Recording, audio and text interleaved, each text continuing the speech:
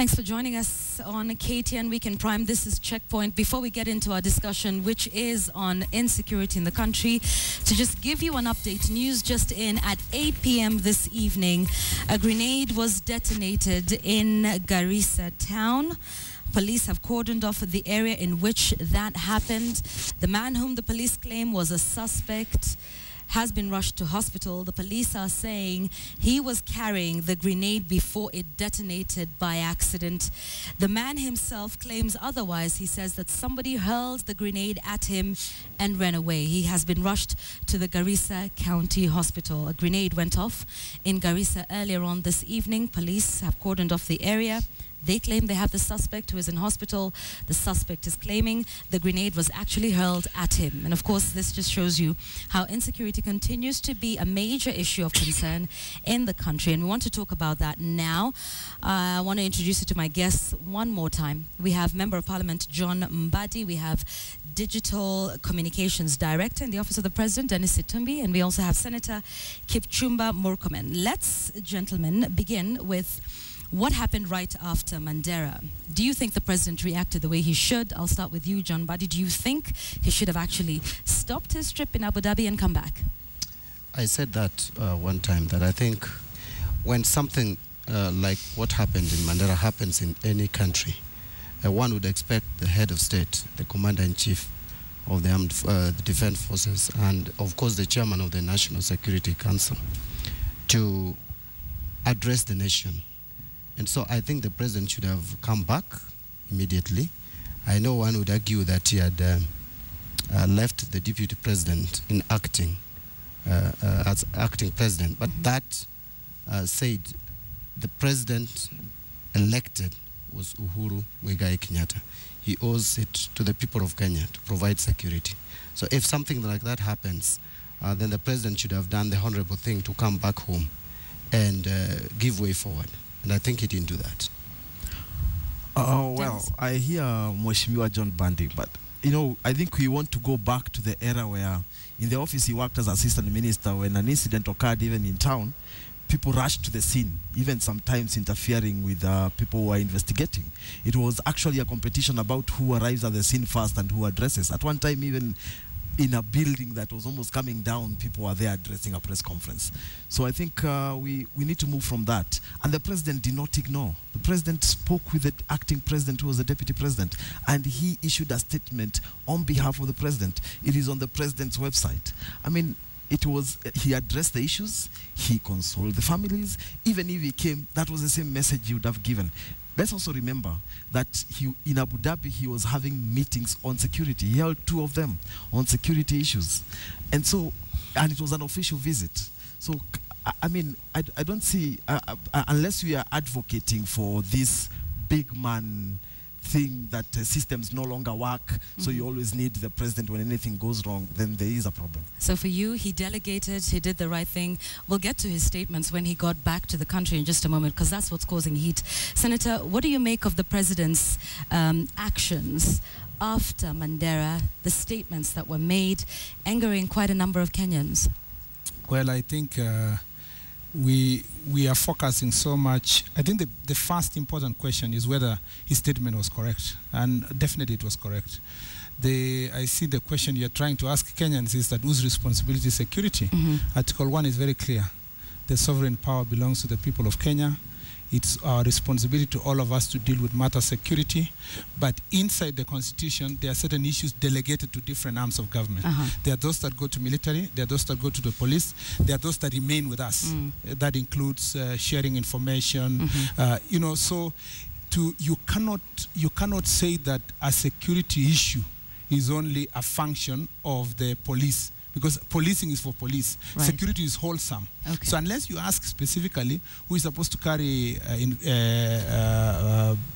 investigations or to arrest, or who is supposed to hold guns. But the president was correct when he talked about the statement of it is our responsibility to wholesomely. And he gave a very good example because he said how, and that thing even shocks me, that there were Kenyans who were taking videos of people being violated and did nothing to stop even that situation. Those people were not armed, they did not have guns. Right. So as a country, country, we need to move to that consciousness of, being conscious of the areas that we can be able to do. But of course, that does not absolve the security, the persons who are manning the police, the army, NSIS from their responsibility. They should also be accountable. Yeah. John? Can I just come in a bit? I guess Itumbi, I have just heard that she is Digital Communications Director in the Office of the President. And I guess you're paid from the public of her. I think if that is the case, the statements that you make are really unfortunate. You see, when you talk about big man syndrome, this is security of Kenyans. 28 people lost their lives. It's not a question of rushing to the scene. No one asked the president to rush to Garissa, to Mandera. What we are saying is the president needs to address the nation. If something like this happened in any civilized democracy, if it happened in America, you'd see Obama addressing the nation and telling the nation concretely what steps is going to be taken. It is not a question that you can downplay and say that that is a time when I worked as an assistant minister. I mean, those are history. We are dealing with current situations. We came here.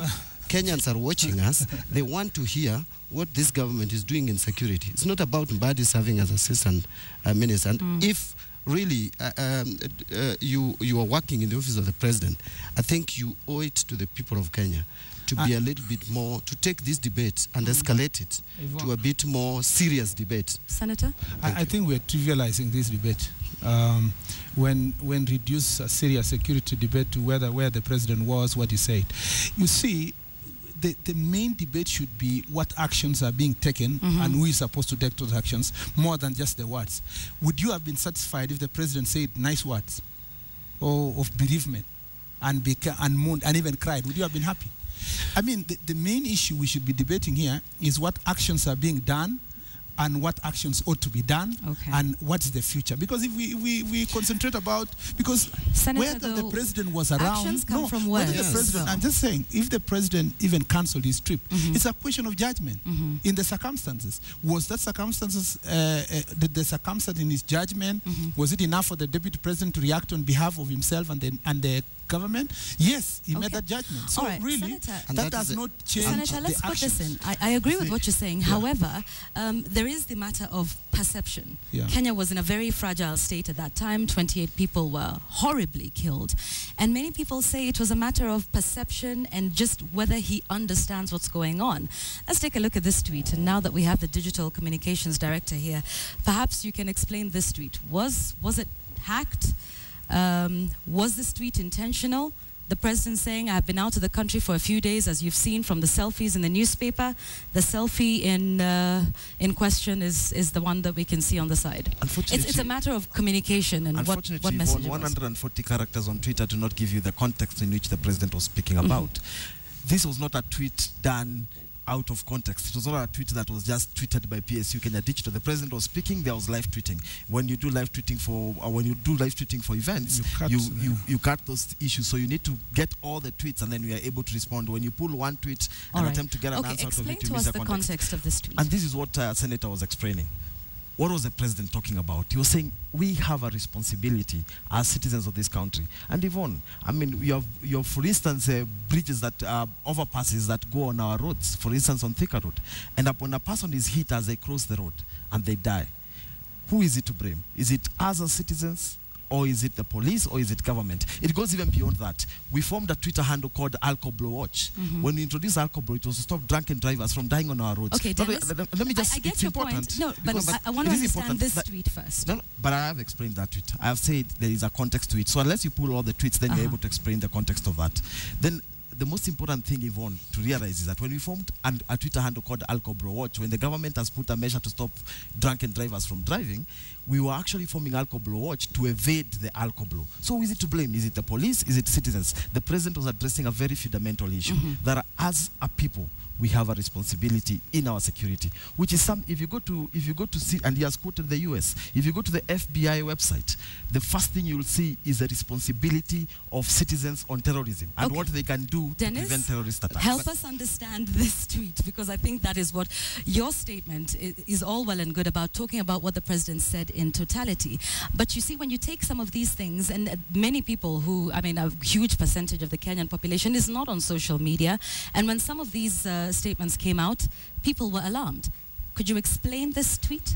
Yeah, I will ask you, because I know you're also having questions from your directors. Tell them to pull up what the president said when he started before he tweeted that. Did the president say that? You see, what you're trying to say is that that tweet was said within a context. Yes, that tweet was tweeted, the president was speaking, and we tweeted what the president was saying. But he said he spoke for 10 minutes. Right. What did he say for 10 minutes? And we will get into some of those other statements in just a moment. But you see, Yvonne, for me, I think the fundamental issue is, did the president handle the situation of what happened, the aftermath of what happened in Mandera the right way? I think that is the fundamental issue that we need to address at this juncture. This is something that you cannot draw parallels with road accidents, someone trying to cross the road. What did you expect the 28 people who boarded a bus from Mandera coming to Nairobi to do in terms of personal security? Did you expect them to jump out of the vehicles when these terrorists attacked? I think we cannot, the president cannot run away from responsibility. He took an oath, he carried a Bible, and he said he's going to protect the lives of Kenyans, the citizens. Actually, even in the ancient history, the ancient times, the main reason why people elected or allowed themselves to be ruled, the kings and the rulers, even in the Bible, you read the book of Daniel, you go to the book of Kings. The reason why there was always rulers and leaders in the Bible is because of security. The Israelites wanted to defend themselves and protect themselves from their neighbors. Okay. So in a minute, Senator. In short, this is something that the president cannot run away from. And insecurity of such magnitude requires seriousness. I know the State House is so much involved with PR. I'm told they have hired one of the best PR firms in the world. But they should be advised that when it comes to insecurity, there should be some kind of seriousness. Can I just say something? Yes, Senator. You know why I'm so quiet? Because I'm still waiting for the discussion. Okay. I mean, I'm very serious because I want to ask Yvonne to have this, because it's a very, I came here knowing that it's a very serious matter of security. Now, what we are discussing is uncontextualized tweets or statements of the president. I mean, even if you look at what was running around about what the president said, it starts from, he says, there are things we have to do, we haven't done enough, we are going to fix this, and then say, however. Now we are discussing, however, instead of us, we need to discuss whether government is running security well, and whether there are gaps and what we need to do. Speaking of Senator Kipchumba, no, I actually think it's the Senator Kipchumba is wrong. First of all, we don't have a PR company hired in State House that is from where. That is very wrong. He needs to get his facts right before putting allegations on national TV. Then, but you don't need to put allegations aside. Then number two, it's also important to put some few things aside. The president did not blame the victim. He did not blame the 28 people who died in the bus. What did he say? He basically said that we have a responsibility to share information. And it was very clear. And if he has information that he blamed the victim, let it put it up. Yes, just shortly, not on what happened in Mandera, because I think there was this other statement on about gender violence, and it was about rape. Let's listen to that when he talked about the allegations of a young girl who was raped allegedly by her relatives. Let's listen into what the president had to say. Are the police going to be everywhere? Are the police in your home when your uncles are raping the 3-year-old child? Askari yako hapo ndio mseme askari ndio amesababisha huyo mtoto anyanyaswe na uncle wake? Kulikuwa askari hapo? Yes, we must do more to improve security. I agree. But what are you doing? Wewe ambao uliwacha mtoto na huyo, mulimuacha akifanya nini?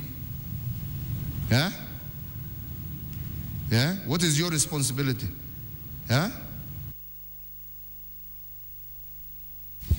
Okay. Can I say something? Yes, please. When Americans suffered the September 11, the first campaign that was done in New York was by the Metro Police, was to say, you see something, you say something. Right. Trying to, ensure that citizens play a role when it comes to reporting matters of crime. If you, most of you have traveled to US, if you see the consciousness that it is within the citizens when it comes to matter security, if you leave your bag there, if there is someone who is you think suspicious. Let me give you an example. There's a gentleman called David Henbury, who is the one actually who led to the arrest of the person who bombed the what we call Boston during the marathon. It was because he was going to inspect his boat. He found a guy who had some injury, and he suspected that it must have been related to the bombing, and reported to the police. The point which we must not lose from what President is saying, it may sound a little bit insensitive when you think about it was rape. Blaming the victim. Not the victim. Remember, it was not blaming the victim, it was blaming the parents. But the parents are just as much victims. Yvonne, aren't there are they? certain things that us are doing as parents, we are not doing enough to take care of our families, that leads to finally to violence. Sometimes, as a matter of fact, All right. you know that very well, that one of the greatest challenges of parentage, especially in urban areas, is that consciousness and serious. That's why you see all these kind of things. But we must not forget that there is a greater responsibility for us to report. But let me now come to the rescue of the public. One of the reasons that why many Kenyans are not reporting to the police is because there are certain things we need to reform in the police. Corruption and protection of witnesses and protection of information. All right. Somebody told me the other day that he reported a particular incident he saw to some police station, only to be the one being called by the thugs and told, we know what you've done, and we know what you're trying to do. Why do you have to Okay, report us? all So right. okay, It's also good. It's also good. We put just to add some. Just one second. I'd like John Buddy to respond. And even as you do that, you do know that a majority of the cases of rape do not happen by strangers. They do happen by people that parents trust. And a parent of a child who's been raped or sexually assaulted, allegedly, is just as much a victim as a child. Just sort of put that in there. I do know that all of us have a responsibility in terms of protecting ourselves, because I cannot walk in the dark from here. I cannot walk to my house just believing that government will take care of my security. But I think my advice to my colleagues, especially because they are from Jubilee, is that it is necessary that they ask the president to be careful about the timing of his statements.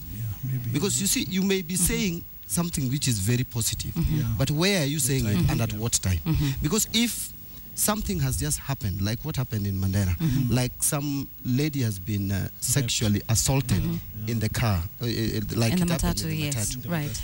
It is insensitive to start like appearing to be throwing blame back to the people. victim. However much it is misinterpreted. On that, you agree, Senator? It is. Yes. Okay. It is, you know, if you are if you have you have passed a message and it is decoded wrongly, then the problem is with you. And that is what I was taught in communication skills. You need to be careful of the message, the packaging of your message, and the timing. And I find the timing of the president's message a little wanting, and that is what actually most of us are saying. And being one in charge of digital communication, and I take I underline the word communication. Director, I would urge you, if you are to do a good job and probably get either promotion or get rehiring, should God bless you again. No, I agree with the... So you need, let me just conclude that you need to advise the president that he's the head of state. He speaks with authority. Whatever he says, any single word he utters is not any other ordinary word. It's not John Buddy, who is a member of parliament for Soba. I can be excused for making blunders, but for him, especially on matters of security, it's very, very important that he gets it right. And I will tell you, there are countries that would not forgive a president for making such a mistake in terms of communicating on security matters. And while agreeing with Mheshimiwa, while agreeing with him, it's also important to understand the context in which the president was. He was in a sexual agenda campaign that was being started for 16 days, and therefore was addressing an issue that concerned that particular meeting. Well, as I agree with him that the timing of it, and then the correction of the facts. You know, the media has constantly told us about this kid in Karatina was raped. It doesn't really change it, but the same media actually wrote and said that the medical doctors actually said it was not rape. Right. The kid was beat up. It doesn't Either really way, change, though, it doesn't change. But the fact is important.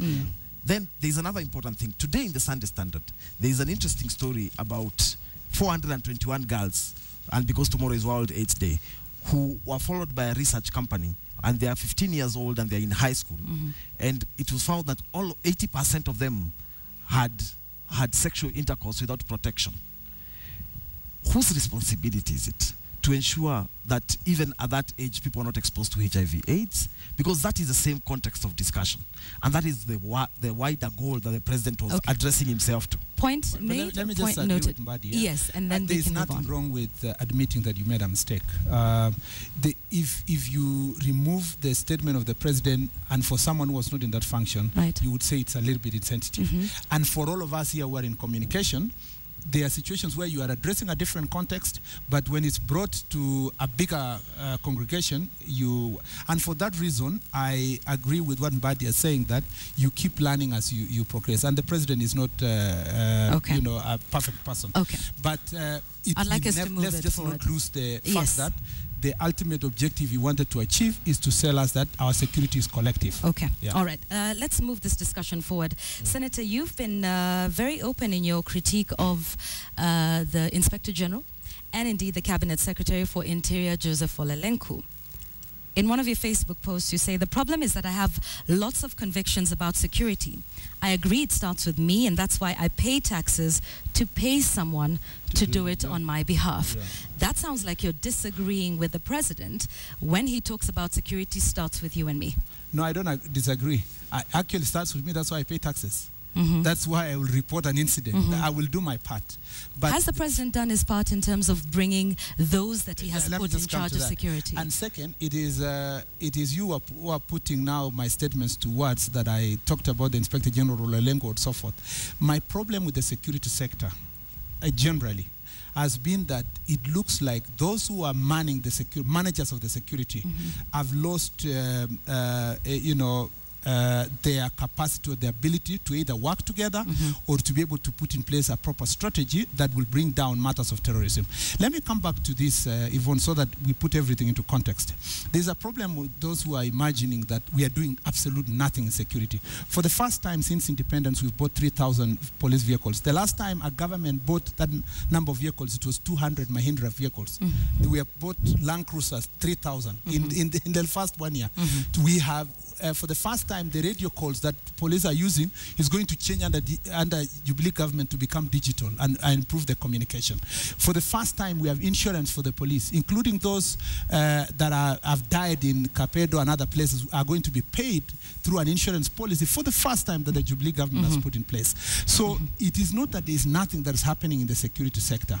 However, you find that every time there is an incident all over the world that involves, whether it was Mumbai, whether it was Boston, whether it was the September 11 in the US and many parts of the world, it led to either a change of the strategy, a change of the laws, or a change of the people who are manning the offices. Okay. And for me, it is not in my capacity. I have no capacity to establish whether it's Olelenku, whether it's Kimayo, whether it is Karangi, whether it's who in the different NSIS persons.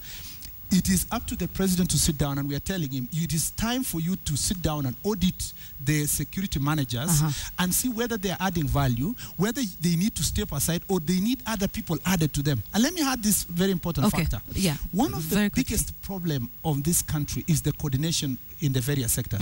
Why do you have the AP and you have regular police, for example? It should be unified by now.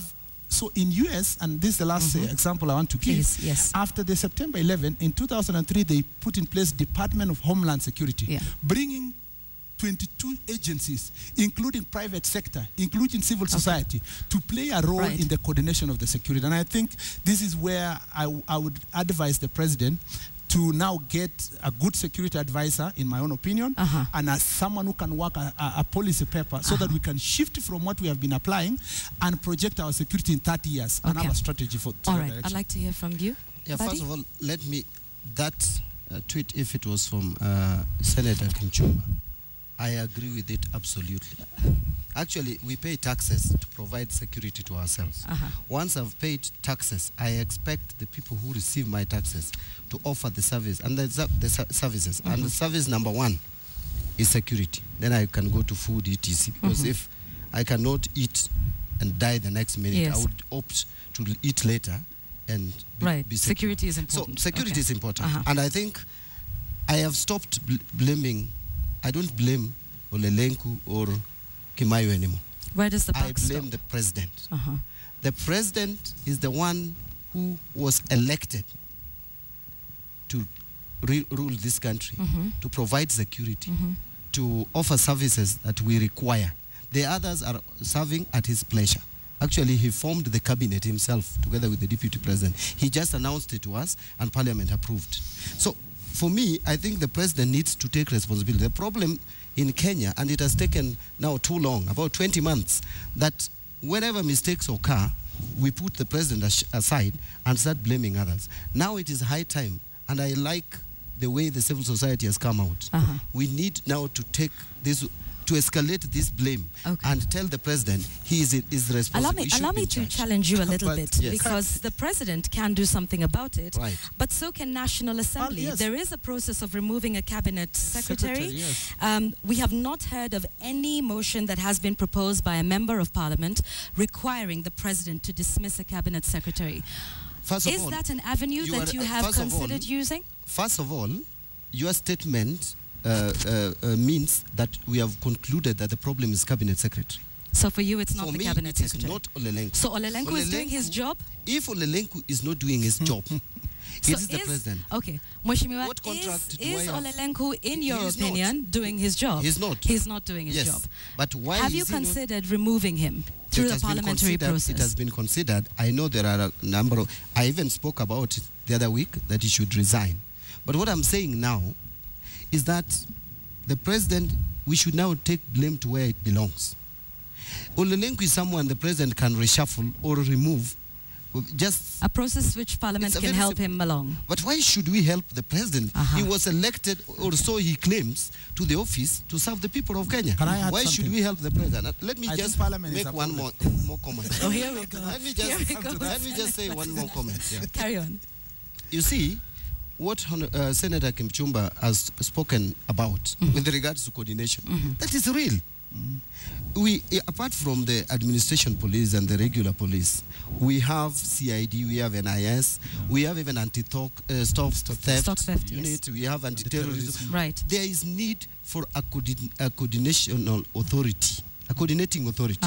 You cannot have so many branches of security. Okay, let me pose a hypothetical question. You make a fair point about coordination of security agencies. If the president does not fire Olelenku, as you might want him to, and Olelenku, as you say, is not performing and he continues to, will you continue to sit on an option that Parliament has at its disposal? For me, I think instead of going for Olelenku, we go for the president. Actually, if you ask me, so do you, my party should now start considering, and we have already impeaching the president? Impeaching the president. I know they will be claiming tyranny of numbers. Fine bit.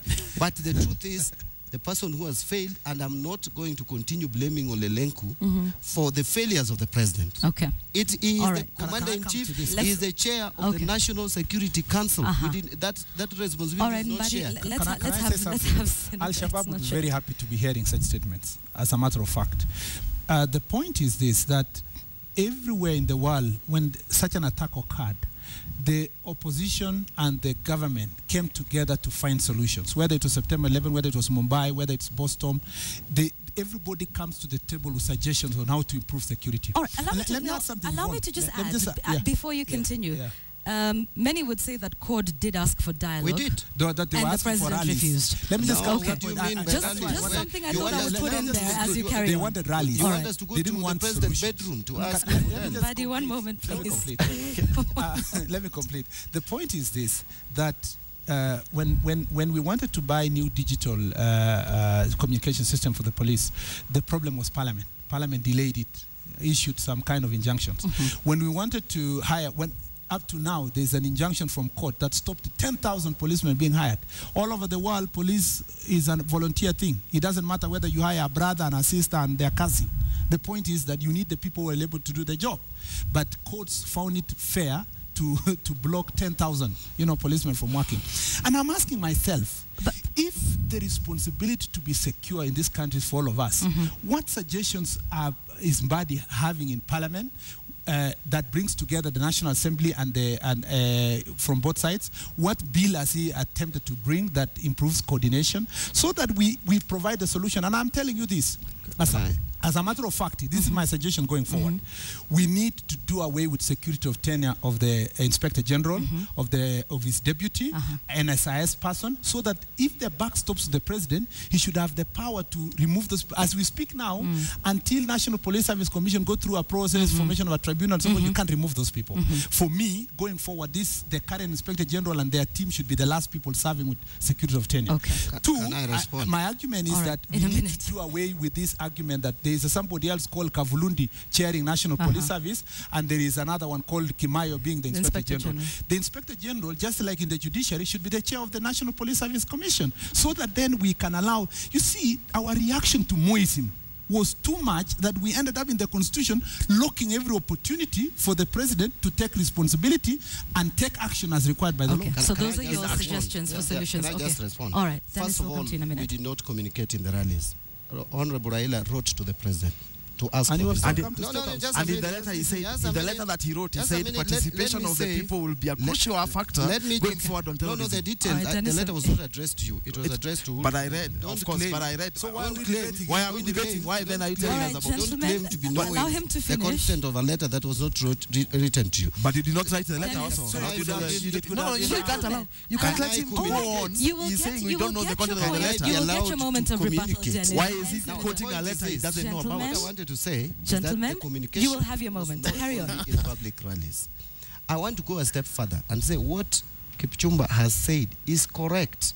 But all these things require constitutional amendments. Not necessarily. No, I'm These are telling you, acts of just parliament. listen What to I me. talked about is an act Because of the thing parliament. is, you cannot do away with Kavuludi unless you amend the constitution. He is there to stay. The No. commission is there to stay. Yeah. You can't do it through But it's not the legislation. constitution that says the chair. No, but cannot be Inspector listen. General. But listen. One moment. One Listen moment. to me. Yes, please finish. The Please finish. IG, as he is today, has powers under Article 245. He has the powers to independently command the police force. So this thing of the commission interfering with him is completely misplaced. The other thing that I want to say, the security of tenure you talk about, the constitution we have today, under Article 245(7), allows the president to remove the IG. Legislation can never be superior to the constitution. If on incompetence, no, I'm not lying. I would have allowed you to No, I'm not lying. I know you're a lawyer, but I read the constitution probably more than you do. Listen, to Article 245(7)(e). What does it say? If he's incompetent, the president may remove him. But the process of doing which that is the in an process. act. It is It's not in the constitution. The constitution just It's gives in the the National president the Police power. Service Act. If National Police Service Act. the act is prescribing a process that is inconsistent with the constitution, then you do away with Are it. you trying to tell the me? president has the powers within the law, in the constitution, to remove the. Okay, so what would let your him be solutions removed be? Okay. so that he goes to court and claim an act of parliament. But Instead of telling us that his how hands do are you tied. remove That something is you don't not have the true. power? Which is this power you're talking about, and Let's the be constitution let's be provides very it with honest that to the power. public. The Constitution says that Parliament shall enact a legislation providing the procedure of removal of Not of removal, of implementing that article. yes, which Not includes removal. which There is includes- nowhere where it mentioned the removal Can one. I complete? Can I Mheshimiwa. complete because it's the law? We cannot Yeah. debate the law. Okay, No, all but right. I'm also telling Buddy, you you, had you your are moment. supporting Can I the complete? You had your moment. Can I complete? Let It the says senator that- finish. Enact a legislation for the removal of the Inspector General. That's not The there in National Police Constitution. Service Act has been enacted, providing the procedure for how to remove the Inspector General, the deputies, the NSIS posts. There are acts of parliament to that The effect. tribunal that they Until talk those about. acts are declared unconstitutional, they are part and parcel of the legislation supporting the Constitution. Okay, all right, gentlemen, I'd like So us to let's come not- to the let's close not of our debate on discussion now, issues that and are- I'd like to start with you, Mheshimiwa. Let's just talk about the solutions in your mind as to getting Kenyans back to feeling safe and The secure. solutions, number one, and which our colleagues refuse to listen to. Number one, have some kind of coordination of the various security organs, because they are totally disjointed. They're not working in a way that would help harmonize the operations of the various organs. Number two, look at some of because the security is large. Look at what is happening at the coast. What is happening at the coast is a problem of radicalization of the youth. You need a system where you involve all the stakeholders in discussing the problems of this youth at the coast. Is it employment? What is it? So we need to look at a holistic approach to security. And finally, and this is now free advice, although I shouldn't give you because I'm only giving you because it's about security. Otherwise, I would have allowed you to collapse because you are soon collapsing. The advice I would give you, talk to your president. He's our president, but he's your elected president. You are the ones who voted for him. But surely, Mbadi, he's also your president. No, he's whether you voted for him or not, he's now everybody's president. So talk to the president you voted for and let him understand that it is high time now he takes security seriously. This idea of posturing everywhere, trying to look nice, walking in military attire, it will not help us if it is not solving our problem. What we need is a president who is going to protect the lives of the people of Kenya. Sample this. From January to date, we have lost 237 people killed like that, people who should have not probably died. Okay. And you sit and you say security is for all of us, that you and I need to take. I mean, that is not what we elected him to do. If that is what we wanted to do, then there was no need of election. All right. We will take care of ourselves. Thank you. Please help your president. Thanks, Mbadi, for that. I want to just have a very, very quick bite before we come to you, and it's something that I'd like both you and Dennis to talk about. Asha had a story, and she talked about leadership crisis in the country. She spoke to political scientist Mutahi Ngunyi, who had this to say about both Raila Odinga and the president, Uhuru Kenyatta. Let's just listen to that very quickly, and then we can come back with your closing comments. The leadership might be there, but it's a leadership of generals without foot soldiers. The president, good general he may be, Kameru and all the people, even Raila himself, good general, but they don't have the foot soldiers to basically cover the ground behind them. And I think that this is a crisis that we are in right now. You are with the former Premier Raila Odinga. Would you like to? And so is Dennis Situmbi. So just very quickly, in about a minute, if you can just respond to that. You know, first of all, for president, let me start with the president. Okay, perhaps you can start with yourself first. No, if you are if you are a general, the president. If you are a general without foot soldiers, then you are not a general. Because I've just heard him say. In fact, I've just heard Mutahi Ngunyi say that. He has we may have generals without foot soldiers. How would you have a general without foot soldiers? That's the question that we should take back to him. Okay, it was the bit that I know is Honorable Raila Odinga is a general in court coalition. Are you a good foot soldier? Very serious foot soldiers. Because what Mutahi Ngunyi is saying is the people around him are not. If you give us leadership of this country, we would start taking security seriously. Okay. Get the security in your party right first. We would avoid this blame game, passing blame to Kenyans. We would get serious to protect the lives and property of Kenya. Okay. Yes. So you're a good foot soldier. So the foot soldiers would do it. Dennis, are you a good foot soldier? Many would say not. In fact, many are saying it's governance by hashtags now. Hashtags do not overemphasize a message. Hashtags just drive the message, and you should understand social media to understand what hashtags are about. They're about just recording different statements, and they're easily searchable on Google. So, and they enhance in different platforms. On Facebook, it means the post is not seen. On Twitter, it means the post is seen more. On Instagram, Dennis, the more the merrier. We know what a hashtag is. Yeah, but that's what the purpose is. I'm actually trying to explain to you how hashtag drives a message on the different platforms. Understood. And that is a fact. But here's the accusation is that, you know, with all of these things, of course, to counter the Stop the Drunk President, there's all of this, and it just seems like all our battles are happening on social media as opposed to action really being taken. Well, I'm not the Inspector General of Police. You've heard the politicians talk about the solutions that are necessary. In fact, in National Parliament now, they're trying to remove the chair of the National Security Committee as opposed to what he says is the problem. So, I mean, the politicians have spoken, and that's up to them. I'm not the Inspector General of Police. Are you a good foot soldier? Yeah, I'm a good foot soldier, and where my area where I'm supposed to take care of on the digital field, I do my job.